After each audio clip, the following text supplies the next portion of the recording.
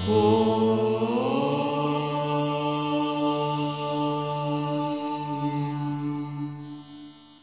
गुरोरधिकं न गुरोरधिकं न गुरोरधिकं न गुरोरधिकं शिवशासनतः शिवशासनतः शिवशासनतः शिवशासनतः. భగవంతుడు ధ్యానం చేసుకోవడానికి ఎంత మనసు ప్రిపేర్ అవ్వాలండి. దానికి చేసేటువంటి సాధన, దానికి కావాల్సినటువంటి పరికరాలన్నీ ఎలా ఉండాలో, ఏం చేయాలో, ఇవన్నీ మరి దాన్ని ఆచరించినప్పుడు కదా ధ్యానానికి మనసు నిలబడేది. అటువంటి ధ్యానం కుదిరింది ఆయనకి అక్కడ ప్రహ్లాదుడికి. అందువల్ల చేసినటువంటివి, చూపించినటువంటివి ఆయనకి ఏమీ కష్టాలు కాల. ఆయన మర్చిపోయాడు. ఏని? విశ్వాన్ని మర్చిపోయాడు. ప్రపంచం అనేటువంటి దాన్ని మర్చిపోయాడు. విశ్వేశ్వరుణ్ణే గుర్తుంచుకున్నాడు. వీటిలో ఉండి ఆ నామస్మరణ చేస్తూ, ఆ ఆస్వాదన చేసేటువంటి సమయంలో ఆస్వాదన చేస్తూ నిరంతరం పైపెచ్చు సమయంలో అంటే ఒక టైంలోనే కూర్చుని ఈ టైంలో ధ్యానం చేస్తారండి. నాకు ప్రతి ఒక్క గంట అండి, సాయంత్రం ఒక గంట అండి. మరి మధ్య గంటలన్నీ ఏమవుతున్నాయండి? రోజుకి 24 గంటలండి. 24 గంటలకి రోజుకు 2 గంటలు మాత్రమే దేవుడికి ఇస్తానండి. నీకు 360 రోజుల్లో నువ్వు ఎన్ని గంటలు దేవుడికి ఇచ్చినట్టండి? లెక్కేసుకుంటే మన బ్రతుకు తెలిసిపోతుంది. అందుకని మన మహాత్ములు ఉత్తనే చెప్పలే, సాధనకి ఒక డిసిప్లిన్, ఒక క్రమశిక్షణ ఏర్పడడం కోసం ప్రొద్దున 1 గంట, సాయంత్రం 1 గంట. లేదు నువ్వు గంట చేయలేవు, పోనీ 1/2 గంట. పోనీ వాళ్ళు కూడా ఏది తగ్గించేస్తున్నారండి. మనకి ఏమి ఇస్తున్నారు? కన్సెషన్ ఇస్తున్నారు. పోనీ ఆఖరికి పోనీ 5 నిమిషాలు, పోనీ 2 నిమిషాలు చేయవయ్యా ముందర. ఆ 2 నిమిషాలు నువ్వు కరెక్ట్గా చేయగలిగితే ఆ తర్వాత నేను చెప్పాలా నీకు? తప్పకుండా నువ్వు గంట కూర్చోగలవు. గంట కాదు 2 గంటలు కూర్చోమన్నా కూర్చోగలవు. నీకు కావాలంటే కూర్చోగలవు. ఏది సోమరై పని ఉన్నప్పుడు కూర్చుంటే అది ఒప్పుకోలే భగవానుడు. నీ పనిని పాడు చేసుకోమల్లా. అలాగని 24 గంటలు పనులు చాలకుండా ఉంచుకోమల్లే. నేను ఇద్దరికి ఇవ్వటంలే సమయాన్ని, తినడానికి ఇవ్వటల్లా, త్రాగడానికి ఇవ్వటల్లా, మరి భగవానుడికి ఎందుకు ఇవ్వవు? ఖాళీ ఉండట్లేదండి అసలు. ఎంత పనండి. నేను లేకపోతే కుదురుతున్నానే, మా ఇంట్లో పనులన్నీ చేసేవాడిని నేనే, నేను లేకపోతే అసలు కుదరదండి అంటారు. సడన్ గా డెత్ వచ్చింది అనుకోండి, సడన్ మృత్యు వచ్చింది, ఏమైపోతున్నాడు? వాడు వెళ్ళిపోతున్నాడు, ఇంట్లో జరగకుండా పోతుందా? చూస్తున్నాగా ఎంతమందిని చూడటంలే. వాళ్ళు లేకపోతే ఆ కుటుంబాలు వెళ్ళటం లేదు. అయ్యో అనుకున్నటువంటి వాళ్ళందరూ సడన్ గా ఎవరైనా వెళ్ళిపోతే మరు గంట నుంచి అంతా అలవాటు పడిపోతారు మళ్ళా అట్మాస్ఫియర్. మళ్ళా అటు ఇళ్ళులో తినకుండా పోవట్లేదు, తాకుండా పోవట్లేదు, ఏ కర్మలు చేయకుండా పోవటం లేదు, పనులన్నీ నిలిచిపోవటం లేదే. అది భగవత్ సృష్టి, అది భగవంతుడి యొక్క చిద్విలాసం. అది నువ్వు బ్రతుకున్నప్పుడే కొంత నాకు ఈ సమయాన్ని నేను భగవంతుని వినియోగించాలి. నేను ఎందుకు అనుకోడు మానవుడు? ఎన్ని గంటలు కావాలి ఈయనకి? అది ఆ తెగింపు ఎవరికి వాళ్ళకు ఉండాలి. దాన్నే ఏమన్నారు? వైరాగ్యం అన్నారు. విశ్వాసం ఎప్పుడైతే కుదురుతుందో ఆయా విషయాదులు ఎందు వైరాగ్యం కూడా దాని అంతా అదే వస్తుంది. విశ్వాసం సడిలితే అది ఉండదు. ప్రేమ అనేటువంటిది భగవంతుని మీద నిలవాలి.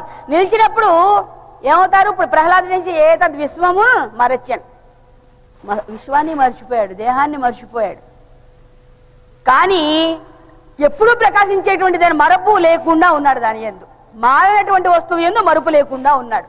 కాబట్టి ఆయన కూడా మారకుండా ప్రకాశిస్తున్నాడు అప్పటికి ఇప్పటికి. అలాగే ఇక్కడ మీరా తల్లి కూడా ఏది విషాన్ని స్వీకరించిన కృష్ణ. అంతనే కదా ఆవిడ కీర్తనలో పగగుంగురూరే పగగుంగురూరే పగగుంగురూరే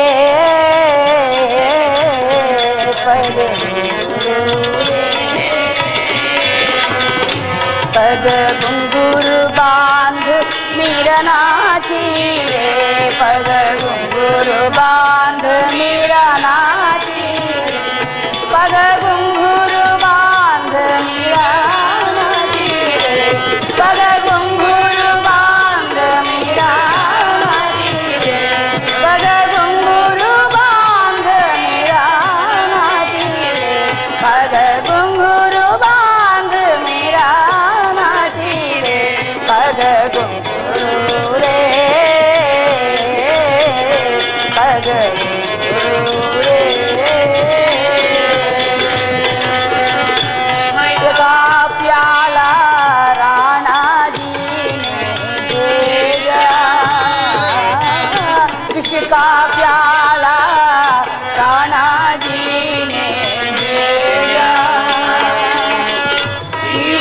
मीरा हसी रे, पीवत मीरा हसी रे, पीवत मीरा हसी रे, भगवान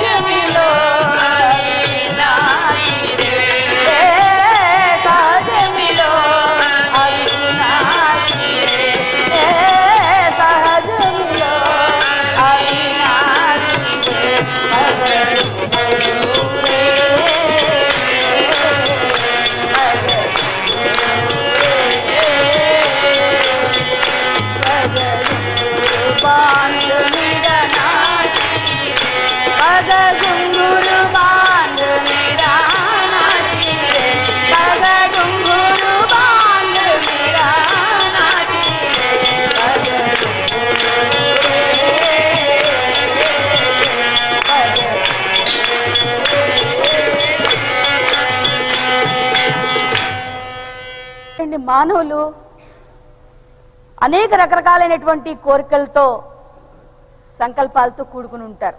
ప్రతిదీ తను అనుకున్నది తను అనుకున్నట్టుగానే అయితే తనకి సంతోషంగా ఉంటాయి. మామూలు మారిపోయేటువంటివే చిన్న చిన్నవే అవనివ్వండి, ఆ చిన్న చిన్న వాటి చోటే తను అనుకున్నది అనుకున్నట్టుగా జరగకపోతే వీడి క్రోధం వస్తుంది. దానికే చెప్పాడు భగవద్గీతలో, కామాత్ క్రోధోభిజాయతే.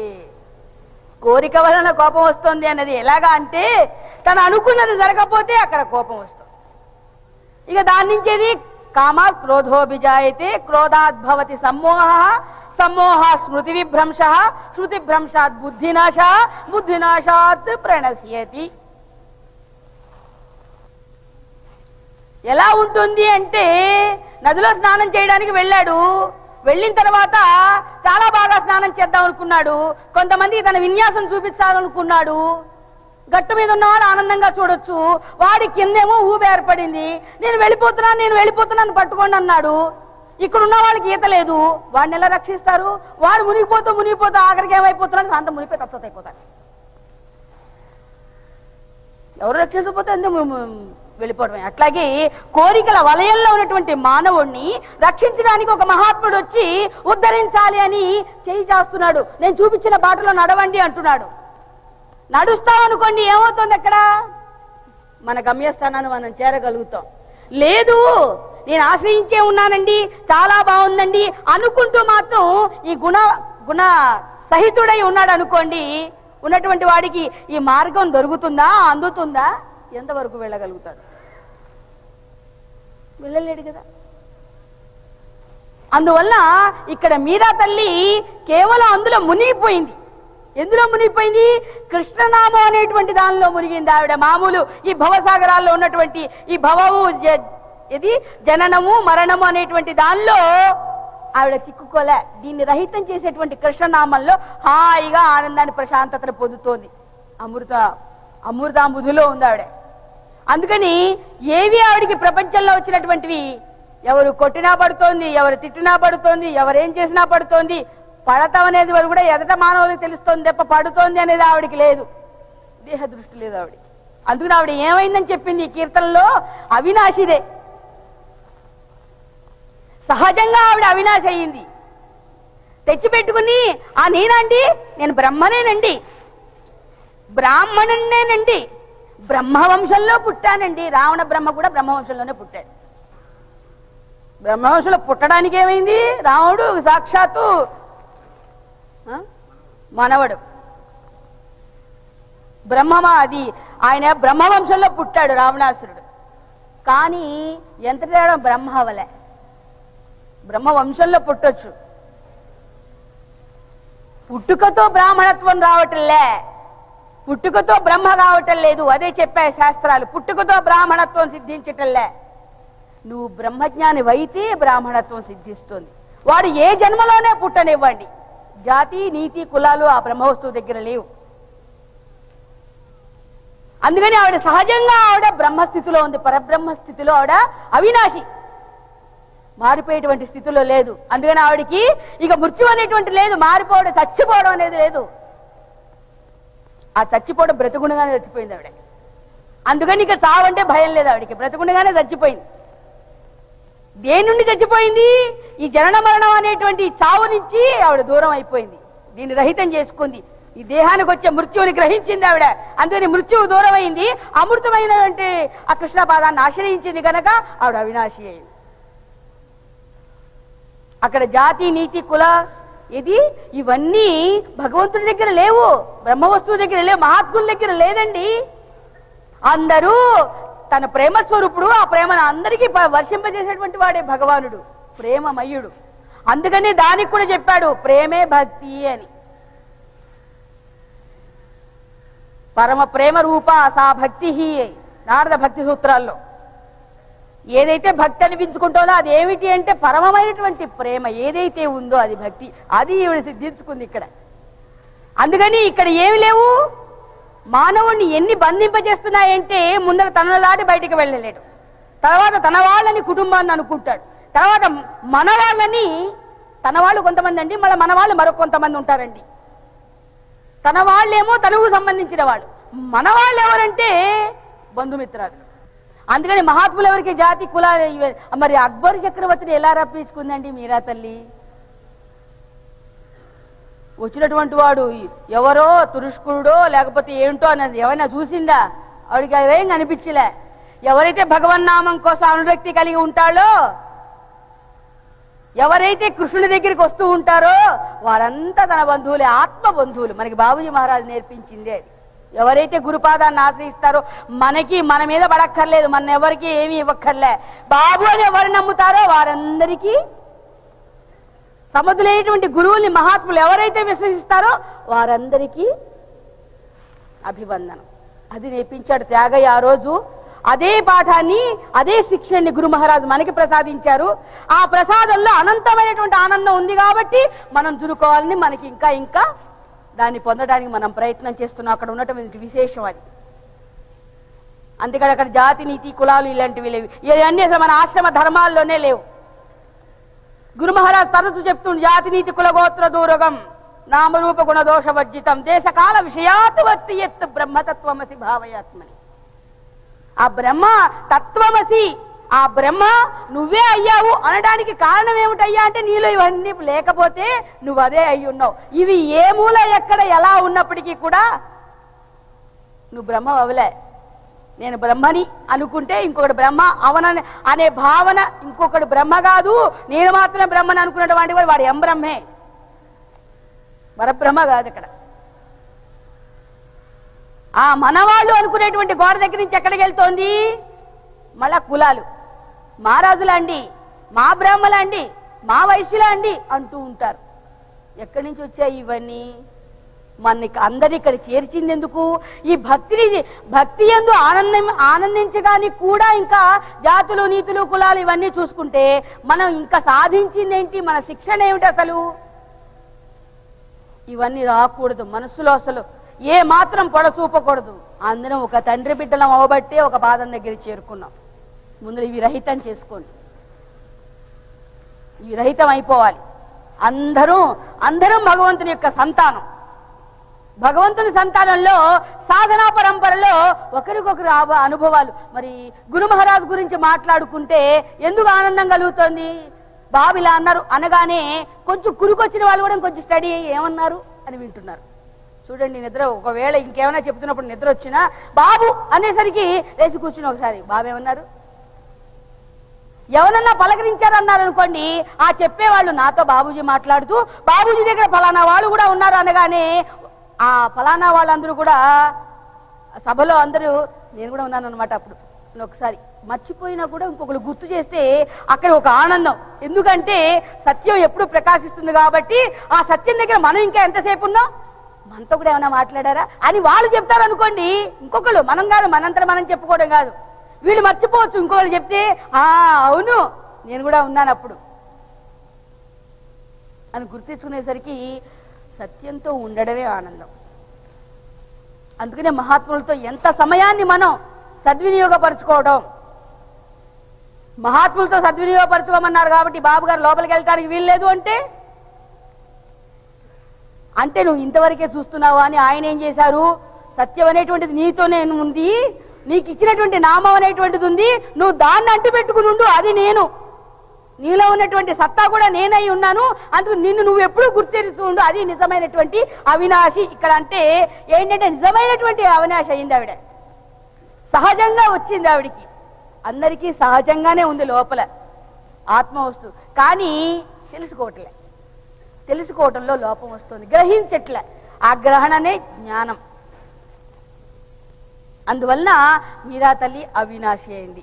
అందుకని జాతినీతి కులగోత్రాలు ఏం లేవు, నామరూప గుణదోష వర్జితం. పేర్లు పెట్టుకున్నంత మాత్రం చేతి పేరు ఒప్పలేం లేవు. అన్ని పేర్లు ఆయనవే, అన్ని గోత్రాలు ఆయనవే, దేశమంతా ఆయనే. ఆ బ్రహ్మ వస్తువునే ఇన్ని పేర్లు పెట్టి పిలుచుకుంటున్నావు కాబట్టి బ్రహ్మ ఒకటే కానీ రెండోటి లేనటువంటిది. అటువంటి బ్రహ్మ వస్తువు నువ్వు ఇవ్వాలంటే నీ మనసులో ఇవన్నీ కూడా రహితం అవ్వాలి. అది ఏ దేశానికి చెందినటువంటిది కాదు. అందువలన అటువంటి బ్రహ్మ వస్తువుని తాను సాధించింది, అనుభవించింది. అందుకు నా అమ్మ చెప్తోంది అక్కడ, సహజమిలో అవినాశిరే, సహజంగా నాకు సంతరించుకుంది అందుకని అని ఆవిడ ఆనందపడుతుంది. చూడండి, మనకి ఇష్టమైనటువంటి అనుకున్నట్టుగా చేస్తే ఆనందం వస్తే వాళ్ళు లేచి కొంతమంది గంతులు వేయొచ్చు, గొంతు లేనటువంటి వాళ్ళు గంతులేసినంత పద్యం చేస్తుంటారు. ఇక ఆ హృదయం ఎంత ప్రశాంతంగా ఆనందానుభూతిని పొందుతుందో విషయాదుల్లో సంకల్పం కలిగితేనే. ఒకసారి మీరు వెనక్కి వెళ్ళి ఆలోచించుకోండి, ఎవరికి వాళ్ళకి అనుభవాల్లో ఇది లేకపోవచ్చు కానీ అది ఉంటాయి. మీరా పొందేటువంటి స్థితి ఇంకా దానికోసం ప్రయత్నంలో ఉండొచ్చు, కానీ ఇది ఉన్నా లేకపోయినా అది మాత్రం తప్పకుండా ఉంటుంది. వాళ్ళు అనుకున్నది పూర్తి చేసుకోవాలి, అనుకున్నది సాధించాలి అనుకునేటువంటిది. ఆ అనుకున్నది సాధిస్తేనే పెద్ద పెద్ద ఆనందం, పెద్ద పెద్ద ఆనందాలు, గొప్ప గొప్ప ఆనందాలు పొందుతూ ఉంటారే. ఎక్కడ అదే కదా అంటూ ఉంటారు, ఎక్కడ బట్ట నిలవట్లేదు పైన అంత ఆనందపడిపోతుంది అంటూ ఉంటారు. చూడంటే దేహం తెలియట్లేదని, బట్ట ఉండి ఊడిపోవడం అని కాదు, అక్కడ బట్ట ఉన్నదో లేదో తెలియంత ఆనందాన్ని పొందుతున్నాడు అంటే అసలు దేహం మీద ఆ స్మృతి లేకుండా ఆ కార్యం అయిందని, ఆ కార్యక్రమం అయిందని, వారికి అనుకున్నట్టుగా పెళ్లి చేయగలిగాను కూతురుకని, అనుకున్నట్టుగా కొడుకు పెళ్లి చేయగలిగానని అంత ఆనందపడిపోతున్నారు అనుకుంటూ ఉంటారు. చూడండి మామూలు విషయాలు. మరి అదే మామూలు ఆనందాలే అంత గొప్పగా ఉంటే మరి అన్నిటినీ ప్రకాశింపజేసేటువంటి చిక్షేతి అనేటువంటి ఆ కృష్ణ నామస్మరణతో ఆ మీరా మహా తల్లి ఎంత ఆనందాన్ని పొందింది అంటే అందుకనే అందరినీ భజన చేయమన్నా. బాగా గుంగురూరు అంటే మనం ఎగిరి గంతలేకపోయినా కూడా ఆవిడ ఒక్కసారి అలాగా హాయిగా భావన చేయండి, ఎంత ఆనందాన్ని పొందిందో. పోనీ ఒకవేళ సహజంగా ఆవిడ గుర్తు రాకపోయినా సినిమాలు చూస్తున్నారు కాబట్టి, టీవీలు చూస్తున్నారు కాబట్టి ఆ రూపమైనా వస్తుంది కదా, అందులో ఉన్న ఉపాధి ఇంకో ఏ శోభారాజు ఎవడో ఏదో అయినప్పటికీ ఆ మీరాని కొంతసేపు ఆపాదించు చూస్తారు కాబట్టి పోనీ అదైనా కనిపించకుండా పోతుందా అంటే కృష్ణనామస్మరణతో ఇంత గొప్పతనం ఉన్నది భగవన్ నామస్మరణ అనేటువంటి. అందుకని ఆవిడది పగ గుంగురు బాంధ మీరా నాచీరే మైతో అపని నారాయణకి హోగయి ఆపి దాసీరి. నారాయణ యొక్క దాసయ్యానన్నటువంటి సంతోషం ఆవిడికి. నేను ఒకటి కాదురా, నా సంతోషం అంతా ఇంత కాదు, నేను నారాయణుని దాసినయ్యాను అని ఆనందపడింది ఆవిడ. అందుకు అంత ఆనందం ఉంది అందులో. ఇన్నున్నాయో మీరా ఆవిడ అనుభవిస్తూ ఆనందిస్తూ ఇటువంటివన్నీ మనకి ప్రసాదించారు ఆ మహాత్ములందరూ. మహాత్ముల కోవలో ఉన్నటువంటి తల్లి ఆ తల్లి మరి ఎంత ఆనందం అక్కడ లేకపోతే మరి ప్రపంచంలో ఒక మహారాణి పోస్ట్ మహారాణిగా అయ్యి, మహారాజుకు భార్య అయ్యి, ఒక మహారాజుకి కూతురయ్యి, భోగభాగ్యాలకి లోటు లేకుండా దాసదాసి జన మధ్యలో ఉన్నప్పటికీ కూడా ఇవన్నీ కాదనుకొని మరి అంత మహత్తరమైనటువంటి ఆనందాన్ని కేవలం తనలో నిలుపుకున్నటువంటి మూర్తి ద్వారానే పొందిందే. మరి మహాత్ములు మనకి అందిస్తున్నటువంటి దాన్ని మనం ఎలా అందుకుంటే అంత ఆనందాన్ని మనం పొందగలుగుతాం. ఆవిడ్ని చూసి అన్నారట లోకులు, అది కూడా పాడుకుంది. ఎవరితో చెప్పుకుంటామండి? వినయనాథుడి దగ్గరే మనం చెప్పుకుంటే మన బాధ తీరుతుంది, కానీ ఆ వినయనాథుడి దగ్గర చెప్పుకోరు కదా. అవి వచ్చిందల్లా పక్క వాళ్ళతో, ఎదుటి వాళ్ళతో, వెనక వాళ్ళతో చెప్పేసరికి వాళ్ళ అవాకులు చివాకులు చెప్పి సాధన కాస్త భంగం అవుతోంది. వినయనాథుడితోనే చెప్పుకునేది ఏదైనా ఉంటే ఆయన అక్కడ చక్కగా ముద్ర వేసి మనకి హాయిగా, ఆయన కూడా మళ్ళీ ఇంకా ఆనందాన్ని మనకి తత్వమసి అనేటువంటి గొప్ప వాక్యాన్ని, నువ్వు బ్రహ్మం అయ్యావురా అని ముద్ర వేస్తారు. అప్పుడు ఏమవుతుంది? గురుగారు నన్ను తత్వమసి అన్నారు, గురుగారు నన్ను తత్వమసి అని అన్నారు అని అనుకోరు. అప్పుడు ఏమైపోతుంది? కేవలం ఆనందించేటువంటి వాళ్ళకే గురుదేవుడు నువ్వు తత్వమసి అంటారంతే. ఇప్పుడు అలాగే మహావాక్యాలు ఎప్పుడు చెప్తారండి? మహావాక్యాలు అంటే ఎలా చెప్పించుకోవాలండి? మీరు ఉపన్యాసాలు చెప్తుంటేనే మహావాక్యాలండి, లేకపోతే వేరుగా చెప్తారండి? మనకేం దాచుకోలే గురుదేవుడు. ఉన్న జ్ఞానాన్నంతని విరబోసారు, ఏది ప్రవాహంలాగా చేసి మనకు ప్రసాదించారు. దాన్ని పొందేటువంటి భాగ్యం కొలిది నువ్వు పొందితే నేను చెప్పాలా? ఇంకా నువ్వు అది పొందు తప్పకుండా. ఆ టైంకి నీ గురునాథుడు ఆయనకెవడో చెవుడా? లేకపోతే దాన్ని గురుదేవులు ఎలానంటే మా జగన్మాతకి ఏమైనా చెవుడు అనుకున్నారా? ఏమైనా గుడిదనం అనుకున్నారా? మా అమ్మకి అలాంటివి ఏం లేవు, అన్ని చూస్తూ ఉంటుంది, అన్ని వింటూ ఉంటుంది. మీరు ఎప్పుడైతే అనుభవానికి తెచ్చుకుని మీ సాధన పరిపక్వ స్థితికి వచ్చిందో మీకు ఇవ్వాల్సిన ఆనందం మీ దగ్గరే ఉంటుంది, మీరే పొందుతారు. మీ ముఖమైతే బ్రహ్మానందంతో వల్లాడుతూ ఉంటుంది. చెప్పాలా? ఈ ఇచ్చి పుచ్చుకునేది ఏమైనా? ఒకడు అన్నట్ట, మేము కూడా గురుపుత్రులం అండి, మేము కూడా గురుపుత్రులం అండి అన్నట్టు ఒకడు. అంటే ఏం చెప్పారండి మీ గురువుగారు అన్నారు. అదా అండి, చాలా గొప్పది కదండి మా గురువుగారు చెప్పేది, కాగితం మీద రాసి నెప్పెట్లో దాచారండి అన్నట్ట. గురు మహారాజ్ తరచూ చెప్తుండేవారు. ఏమిడిచ్చారంటే మామూలుగా అన్ని రాతల మళ్ళీ ఈ చెప్పినటువంటి మహద్వాక్యాలు, బృహద్వాక్యాలు, సాధన వాక్యాలు, ఈ లక్షణ వాక్యాలు ఇవి కూడా ఏది కాగితం మీద రాసి నెప్పెట్లో దాచుకుని పుస్తకంలోనో లేకపోతే ఎక్కడో దాచుకుంటే అది జ్ఞానం అనిపించుకుంటుందా? అందుక గురుమూర్తి చెప్పింది. గురుమూర్తి మనకి ఏది మనకి ఇక తీరి లేదు, తీరి ప్రవాహంగా బహిర్ముఖంగానే సభల్లోనే చేరుతుంది. కానీ అనుభవం అనేటువంటిది ఏది ప్రాక్టికల్ రావాలి. ప్రాక్టికల్ గా రావడానికి నీలోనే ఉన్నాయి, నీకు తెలుస్తూనే ఉంది. ఒక్కోసారి నువ్వే బాధపడుతున్నావు నీ గుణాలు పెట్టుకుని, నువ్వు నీలో ఉన్నటువంటి విషయాలు సంకల్పాలతో నువ్వే దుఃఖపడుతున్నావు. అది గుర్తిరుగు. నాకు ఒకసారి నువ్వు ఆలోచించుకుంటే నీ లక్ష్యార్థం యొక్క గొప్పతనమే నిన్ను గుర్తింపజేస్తుంది. మనం ఇలా ఉండాలి కదా. అనవసరంగా కంగారు పడ్డామే, అయ్యో ఏదో ఆలోచించామే దాని గురించి. విధవ మనస్సు భగవంతుని గురించి ఇంత లోతు ఆలోచిస్తే ఎంత బాగుండును. ప్రపంచం గురించి లోతులు వెతకాలనుకుంటు ఒకళ్ళు ఎవరైనా నగలు పెట్టుకుని ఎప్పుడు కొన్నారు, ఎలా కొన్నాడు, డబ్బులున్నాయా ఆయనకి, ఇట్లాంటి చూడండి తరచు అందరూ వెతుకుతూ ఉంటారు. ఎవరైనా కొంచెం పచ్చగా కనిపించనివ్వండి, కొంచెం పెద్ద పోస్టులో ఉండనివ్వండి, పోనీ ఒక పెద్ద భవంతి కట్టుకున్నాడు అనివ్వండి, లేకపోతే ఇంకేదో సాధించాడు, ఎలా సాధించాడు ఆయన అని ఈ అంతరాంతరాలకి లోపలికి వెళ్తారు. కానీ అవి పనికొచ్చేవా? మనకేమన్నా మనకి పనికొచ్చేది తానెవరు, తన సాధన ఎంతవరకు, అది శాశ్వతమైనటువంటి నిధికి తీసుకెళ్లేటువంటిది మన భాగ్యం. ఆ మహాభాగ్యాన్ని పొందడానికి మన గురుదేవులు ఇటువంటి అవకాశాన్ని ఇచ్చారు మనకి.